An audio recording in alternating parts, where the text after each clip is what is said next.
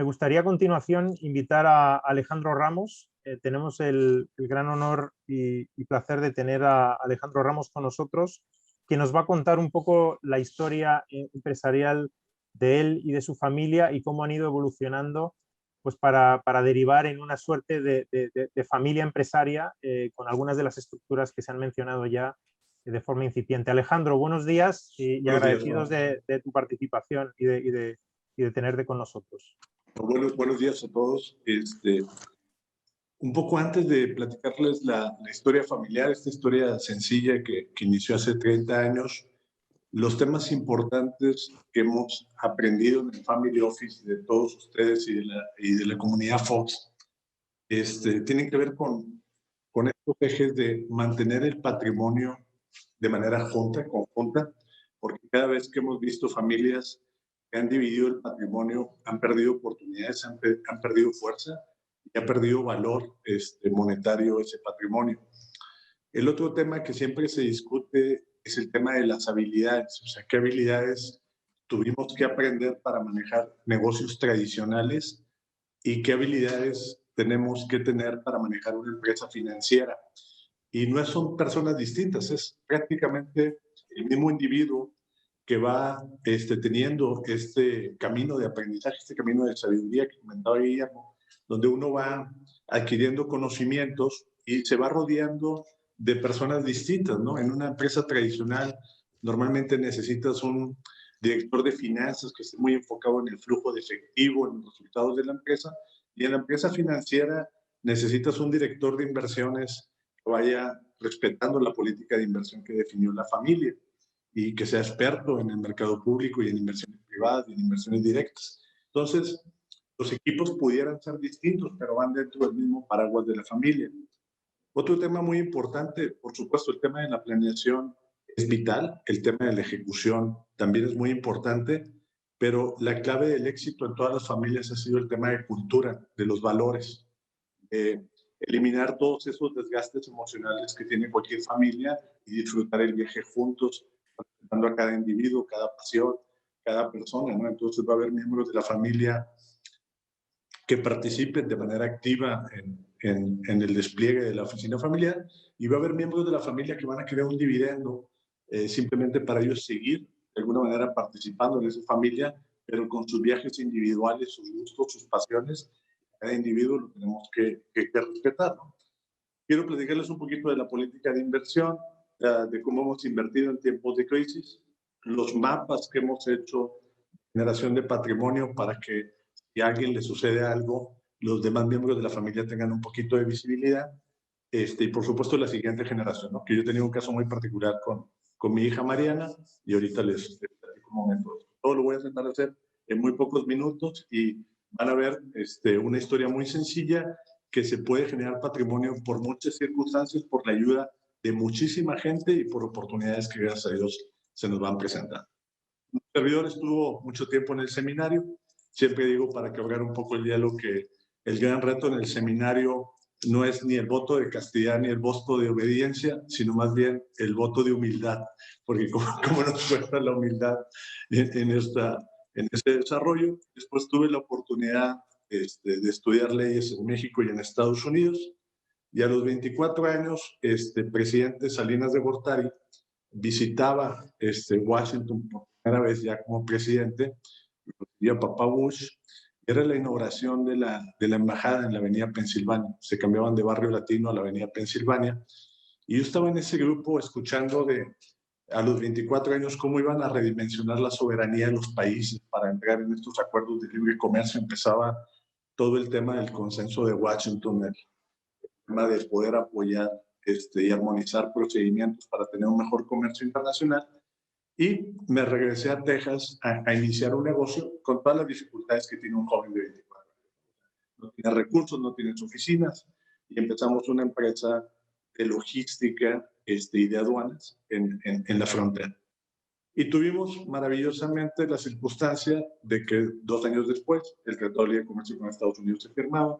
En el 94 ya prácticamente empezaba en implementación, y los volúmenes de comercio y de intercambio comercial entre México y Estados Unidos estando en ese punto fue maravilloso, ¿no? Y entonces me acordé que aunque nos llaman generación 1, alguien nos había dado valores muy importantes, en este caso don Pablo, mi padre, y doña Josefina, que nos habían dicho, mira, si vas a hacer algo en la vida, que sea productivo, ¿no? Entonces ahora que siempre hablo con los hijos de gustos, de qué les gusta y qué no les gusta, les digo, mira, traten de tener gustos productivos, ¿no? Y el hecho de estar ahí en esa frontera entre Texas y México, la verdad es que esos gustos productivos nos permitieron construir una empresa y en 1995, por supuesto estaba en la crisis, pero sin embargo pudimos invertir un poco más en el negocio con el flujo que contábamos y pudimos crecer de manera importante. Ahí me permitió el gobierno de México ayudar un poco en la participación de la redacción del nuevo marco legal de importación y exportación. Teníamos un marco legal muy obsoleto que venía del 28 de noviembre de 1981 de un México proteccionista. Entonces hicimos un marco legal para que soportara toda la operación del comercio exterior. Y decidimos que cualquier empresa donde nos involucráramos íbamos a tratar de construir los mismos 6 ejes, ¿no? Son 6 ejes muy simples que les quiero compartir de una manera muy sencilla. Uno era enfocarnos en incrementar ventas y rentabilidad, ¿no? En cualquier aventura emprendedora, en cualquier empresa, en cualquier negocio, el primer eje era ventas y rentabilidad. Después venía un tema que en los 90 le llamábamos malamente retención de clientes, pero la verdad, después de eso cambió a fidelización y ahora se habla mucho de experiencia del cliente. Entonces, prácticamente todo el enfoque del negocio, que el cliente tenga una experiencia premium. Tercero, todo el tema de mejora continua. Tuvimos de cliente a Toyota. Toyota nos enseñó mucho los temas de Six Sigma y Lean Manufacturing. Entonces, pudimos implementar todo el tema de mejora continua en todas estas aventuras empresariales. El cuarto, todo el tema de tecnología como ventaja competitiva, que ahorita tiene mucho que ver con la transformación digital de las empresas o otras empresas que ya nacen de manera digital y que nos llevan muchísima ventaja porque ellos no tienen que cambiar nada, ellos prácticamente de cero ya nacen digitales y son modelos exponenciales mucho más poderosos. El tema de la ventaja competitiva del capital humano sería el quinto eje, todo el tema de capital humano, de recurso humano y de cultura, que es muy importante. Y el sexto de ejecución. Como decía Guillermo, que todo lo que planeas lo ejecutes en el día a día, ¿no? Entonces, bajo esos 6 ejes empezamos a construir esta empresa logística y de aduanas. Fue de alguna manera en el 2000 naciendo una segunda división en la familia, o sea, la familia tenía un primer bloque que era su negocio principal, así como una familia puede tener un negocio de laboratorios farmacéuticos o fábricas. En el caso de nosotros era almacenes, transporte, aduanas, logística, y de ahí nació de manera natural el segundo negocio que tiene que ver con bienes raíces, ¿no? Que en lugar de rentar los almacenes, pudiéramos empezar nosotros a invertir en ellos y de repente tienes 500,000 pies cuadrados y de repente 1,000,000 de pies cuadrados y 2 millones y 3 millones y se convierte en otra división de negocio donde no eres el experto, pero vas adquiriendo conocimiento intermedio con suficientes filtros para tomar buenas decisiones, ¿no? Entonces, en todas las decisiones entendimos, en todos los negocios, como bien decía la familia Katz, que uno no puede ser todólogo, a tener conocimiento intermedio para aplicar los filtros adecuados, los asesores adecuados, para no cometer errores ahora en la nueva división de bienes raíces. Ahí por mediados de esa década del 2000 abrimos un despacho de consultoría para asesorar gobiernos y optimizar sus procedimientos de importación y exportación. Entonces salimos por todo el mundo a dar conferencias, fundamos una Academia Internacional de Derecho. Todavía mis cualidades eran muy técnicas, yo todavía trataba de mantenerme muy actualizado. En algún momento tuve que tomar la decisión de dejar de ser menos técnico para poder desplegar más habilidades empresariales, ¿no? Y poder aprender de otros empresarios y tener una visión más de bosque completo y no nada más ser técnico en una área, ¿no? Y entonces tuve que delegar la parte técnica a otro equipo de compliance y de asesoría técnica para yo poder ver la foto completa como empresario, y nació una tercera división que prácticamente fue la consultoría, una empresa de oil and gas, una empresa de manufactura de plástico y una empresa de sistemas, ¿no? y así pudimos crear otros proyectos empresariales. Y en el año 2016 se acercaron dos fondos de inversión, a Greenbrier, que es un fondo pequeño especializado en logística, y TPG Capital, que pertenece a los niños grandes de los fondos de inversión, están en el top 10, y llegaron prácticamente sin solicitarlo yo a querer comprar la empresa, y entonces sucede un evento de liquidez donde acompaño a estos fondos de inversión entonces ahora a operar la empresa que estábamos vendiendo y por supuesto a invertir con ellos en otras aventuras, ¿no? Entonces, nace un cuarto eje del evento de liquidez, que yo creo que es un eje que a todo el mundo aquí le preocupa, que es el bloque de las inversiones. Entonces, les repito, los 4 bloques con los que estábamos conviviendo es el bloque 1, que tiene que ver con los negocios principales de la familia, el bloque 2, que tiene que ver con bienes raíces, que se puede convertir, por supuesto, en un negocio principal, el bloque 3, que son todas las aventuras de tener un espíritu emprendedor, y el bloque 4, que tiene que ver con las inversiones. Ese bloque 4, yo por sentido común lo divido en 3, todo lo que tiene que ver con inversiones en el mercado público, donde requerimos de un jefe de inversiones que domine ese mercado.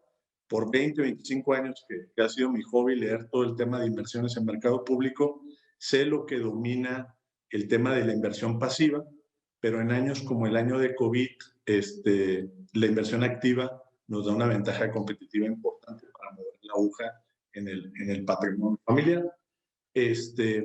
Ahí no se puede improvisar, realmente el mercado público es muy volátil, es muy violento, hay gente que de repente agarra los temas de momentum, como puede ser el tema de las criptomonedas, etcétera, donde hay gente que lo domina muy bien, hay gente que no es tan experta, y cada uno lo tiene que meter a sus filtros, si va con su política de inversión, si cumple con los requisitos de una inversión dentro de su familia, todo este tema de las acciones, ETF y todo lo que tiene que ver con fixed income.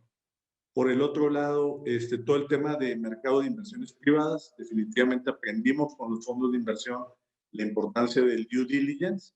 Entonces, tercerizamos esa parte para que nosotros tomáramos la decisión en qué fondo de inversión poníamos dinero, pero que fuera un equipo de expertos los que hicieran el due diligence de cada fondo de inversión. Nos alejamos un poquito de México, nos pusimos nerviosos con México, nos enfocamos más en Estados Unidos, ahorita podemos platicar más al respecto de eso, pero todo el tema de inversiones privadas lo desplegamos en Estados Unidos. Y después entramos fuerte el tema de las inversiones directas. Y el tema de las inversiones directas, aunque tiene que ver con apostarle a un proyecto inmobiliario o a un caballo, por llamarle así, y el caballo se puede morir, la verdad es que las inversiones directas le permiten a uno seguir aprendiendo muchísimo sobre modelos de negocio. Son mucho más rentables, evita uno algunos fees, y yo creo que con la alocación perfecta, por llamarle así, dentro del patrimonio, las inversiones directas vienen a complementar muy bien el mercado de inversiones privadas. Nosotros en tecnología, y ahorita les voy a platicar un poco de esto porque mi hija está fuerte en ese tema, nosotros como Family Office, nuestro porcentaje es muy pequeño, muy pequeño, pero sabemos que la siguiente generación, todo el tema va a tener que ver con tecnología, entonces nos da mucho gusto que Mariana esté trabajando en su propio fondo de inversión de empresas de tecnología. ¿Qué les platico de Mariana? Ha sido un viaje difícil con Mariana porque yo influí mucho en que estudiara contabilidad y finanzas, no le gustaba. Después se fue a Europa a hacer su maestría en finanzas, tampoco le gustaba, y acabó trabajando para Deloitte. Entonces yo la presumía por todos lados, de todos los fondos de inversión. ¿Dónde trabaja tu hija? Mi hija trabaja en Deloitte, y estaba muy orgulloso de eso. Un día me das la sorpresa, Mariana, de que renuncia a Deloitte para poner su negocio propio. Lo primero que me dice Mariana, me dice, oye, pues de las juntas del Family Office, he escuchado que la misión familiar es fomentar el espíritu emprendedor. Entonces, déjame empezar mi propio negocio. Es un negocio de un área que a los jóvenes les fascina, que es el tema de marketing. No le fue bien, le fue bastante mal. Y después de ese aprendizaje que tuvo ella con otras personas, porque para formar un hijo se necesita una villa, a veces no es el papá el que tiene que dar los consejos, sino tienen que ser los tíos o los primos.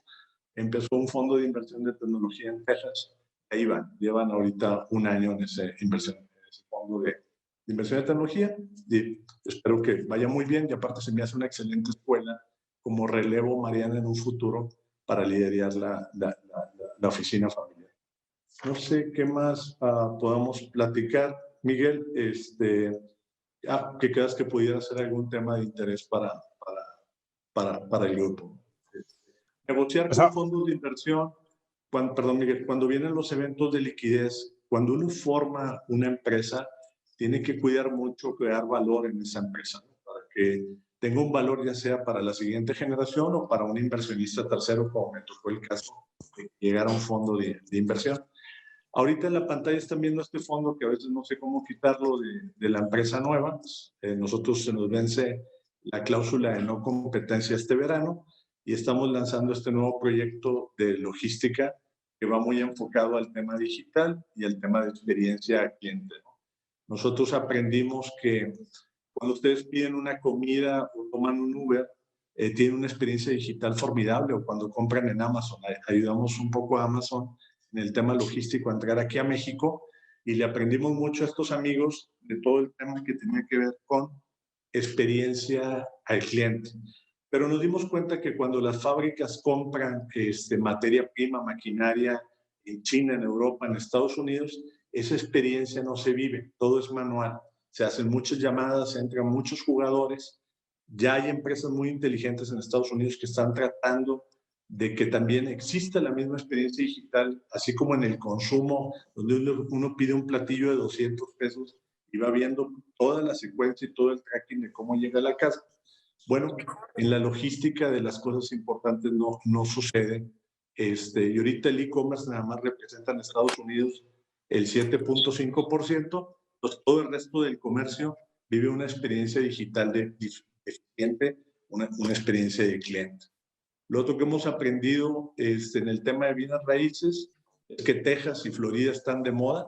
Nosotros tenemos un parque industrial en uno de los lugares de Texas. Nosotros somos la cuarta familia con más tierra para desarrollar parques industriales. Y estamos ahorita muy enfocados a ese tema, aprendiendo muy rápido.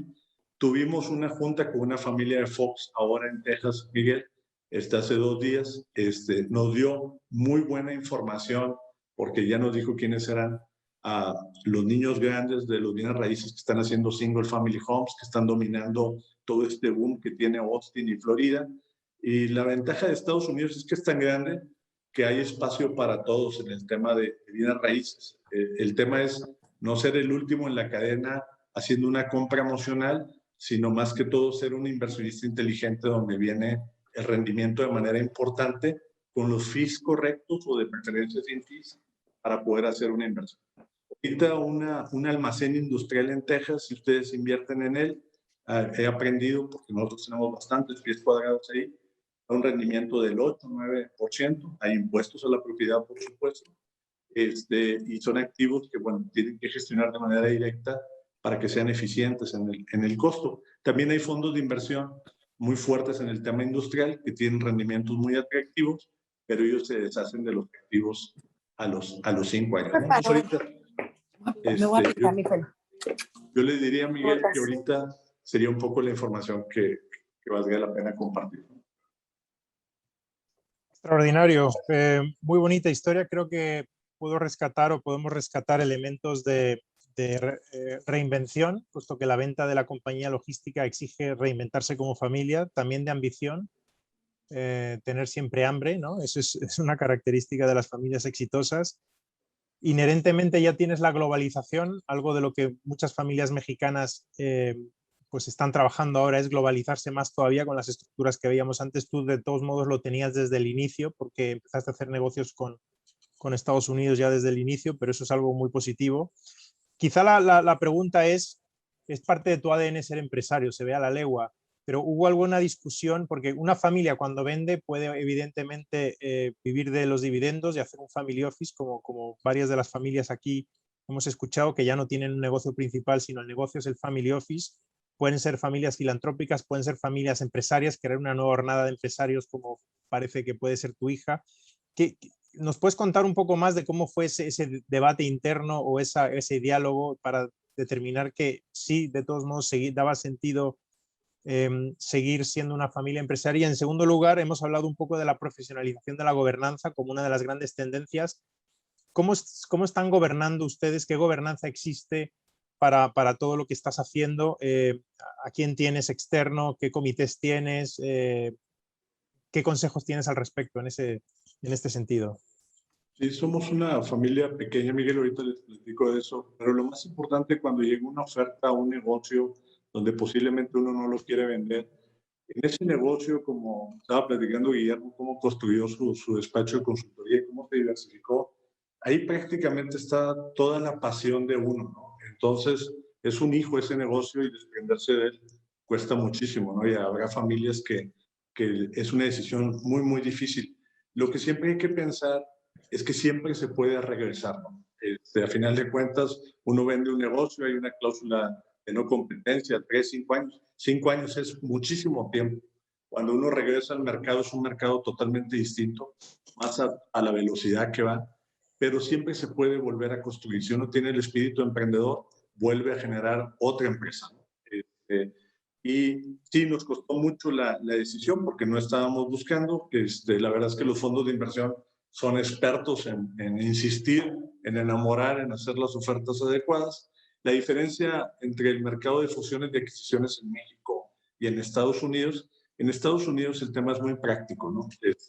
No hay mayor desgaste emocional, es una oferta, es un proceso muy rápido, de 6 a 9 meses. Y una vez que llega el evento de liquidez, lo que aprendimos, y gracias a Dios seguimos ese consejo, alguien nos lo dio, es tener mucha paciencia. O sea, no hay ninguna prisa por desplegar todo ese patrimonio de nuevo en las inversiones. Pareciera que es un año perdido, donde no hay rendimiento, entra la inseguridad de decir, yo tenía un estilo de vida con el negocio principal, tenía una manera de retirar el dinero, de que tuviéramos calidad de vida. Ahora, ¿qué tengo que hacer con este patrimonio para que nunca disminuya, ¿no? Entonces, lo primero que hace uno es un mapa para vigilar que el patrimonio siempre va para arriba y nunca para abajo. Esa es la guía de todo el mapa patrimonial de una empresa financiera, es que cada mes estemos viendo que el patrimonio sigue creciendo. Pero por el otro lado, no hay ninguna prisa. Yo he notado en las familias mexicanas cómo el conservar liquidez les da una seguridad emocional muy importante para sentirse seguros para nuevas inversiones.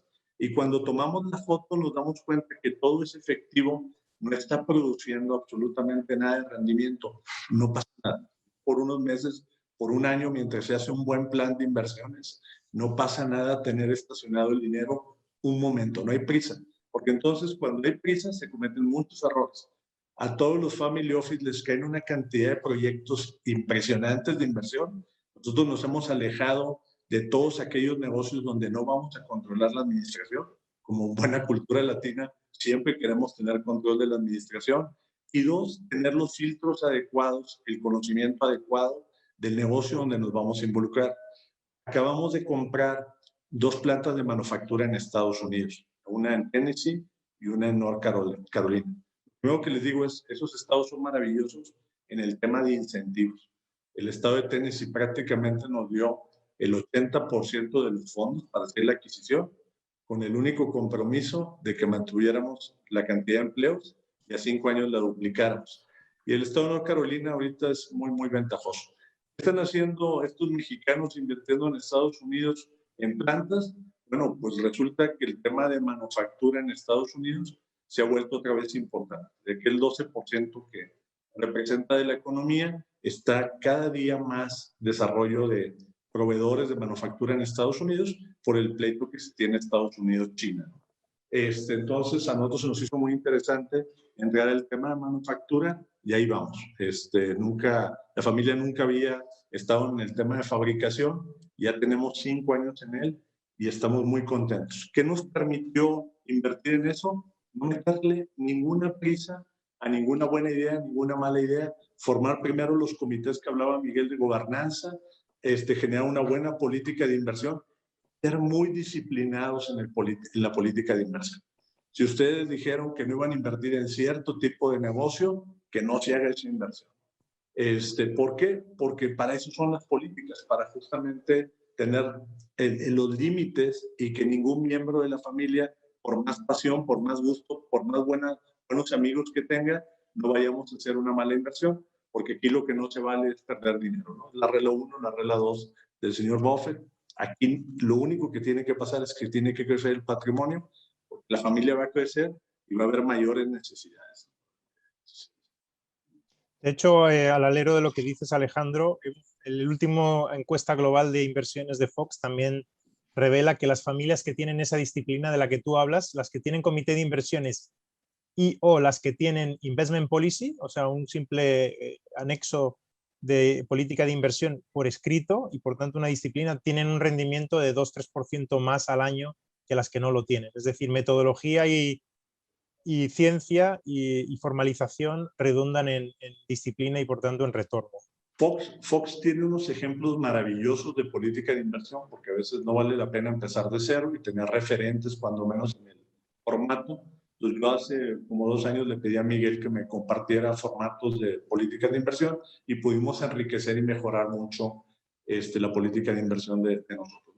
Tengo a una persona ahí, de Raúl de la Cruz, un retirado de Deloitte, en el comité de inversiones. Tengo a Pablo, un ex JP Morgan. Tengo a Phil, que ya tiene 20 años conmigo manejando mercados públicos. Nos juntamos una vez al mes, evaluamos fondos de inversión privados, inversiones directas, mercado público. La locación, el tener el objetivo de cómo van a estar colocados los activos es muy importante. No saben, cuando escucho familias mexicanas hablar, que me dicen, no, el 40% del patrimonio de la familia está en una empresa privada de un banco o etcétera, donde ni siquiera ellos controlan absolutamente nada, son inversionistas pasivos, ¿no? Entonces, cuando analizamos el riesgo de que estén tan concentrados en una inversión pasiva, la verdad es que hay 1000 inversiones mejores en el mercado público de empresas grandes líquidas que tener esa gran concentración. Yo sé que uno se enamora de esas acciones que heredó de la familia de grandes empresas mexicanas o latinoamericanas, pero también hay que hacer una buena evaluación de riesgo, porque a final de cuentas son inversiones pasivas que uno no controla y están concentradas en una empresa privada que puede tener vaivenes muy importantes. México, por supuesto, y si quieren lo abrimos el tema, nos tiene muy, muy nerviosos. Esta elección, no quiero hablar de política, pero nosotros por eso nos hemos cargado mucho a Estados Unidos, porque vemos una economía más diversificada, más grande, más fuerte, y ya no estamos tan seguros de que si Estados Unidos acelera su economía, México va a ir indexado a ella por la mala coordinación de políticas públicas que se están viviendo. Claro. Déjame comentar, Alejandro, y compartir un poquito en la misma línea en la que tú comentas. Fíjate que uno como ser humano y en particular, creo que los latinos somos muy apasionados, ¿no? Tenemos grandes amigos y hemos recorrido un mundo y pensamos que tenemos la razón, ¿no? Yo al principio, cuando iniciamos este esfuerzo de fondos de inversión, incluso debo confesar que hasta me molestaba porque llevaba casos a la mesa de análisis del comité de inversiones y mi gobierno corporativo, en donde tenemos varios de los que están presentes, eran miembros ahí decidiendo, además de independientes.